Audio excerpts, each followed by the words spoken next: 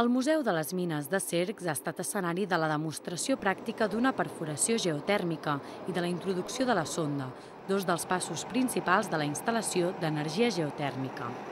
Es tracta d'una energia neta i renovable que aprofita la calor emmagatzemada per la Terra, provinent del sol i de les capes profundes, per climatitzar edificis, oferint un estalvi energètic que pot arribar al 75%. La perforació, de 120 metres de profunditat, s'ha realitzat sobre una formació rocosa formada per argiles, roques calcàries i altres materials, amb l'equip Well Drill 3050 CR. Aquest equip està especialment dissenyat per a la perforació geotèrmica, per les seves erugues de goma, control remot i magatzem de vares, i és capaç de perforar més de 150 metres amb l'ajuda d'un compressor de 21 bars de pressió i 21 metres cúbics per minut de cabal. La perforació s'ha fet mitjançant el sistema de martell de fons, en què el compressor permet accionar aquest martell. El mecanisme de rotopercussió és el que ha permès perforar el sòl.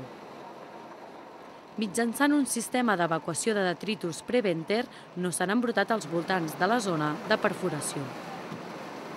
Un cop realitzat el pou, s'ha retirat el vernillatge. A continuació, s'ha introduït la sonda de polietilè per gravetat. Per aquest tub hi circularà l'aigua que absorbirà la calor de la terra per transportar-la a l'edifici. Finalment, s'ha dut a terme la injecció de morter i bentonita per segellar el pou i la sonda i aconseguir així la màxima transferència de calor del terreny a la sonda. L'exercici pràctic ha estat la culminació de la Setmana de la Geotèrmia, impulsada i organitzada pel Col·legi d'Enginyers Tècnics de Mines de Catalunya i Balears, que s'ha dut a terme durant tota una setmana. Aquestes accions s'han pogut veure sobre el terreny gràcies a la col·laboració de les empreses Geòtics Innova, Italsan, Atlas Copco i el seu distribuïdor a la zona, Mobilair. Tant les jornades com aquesta presentació pràctica, en la qual s'instal·la geotèrmia al Museu de les Mines de Cercs, s'han dut a terme amb una subvenció del Departament d'Acció 10 de la Generalitat de Catalunya. L'acte ha comptat amb la presència d'una 50ena de persones, entre enginyers, arquitectes, geòlegs, representants del Departament d'Acció 10 de la Generalitat de Catalunya, del Col·legi d'Enginyers Tècnics de Mines i representants municipals de Cercs, entre ells l'alcalde de la població.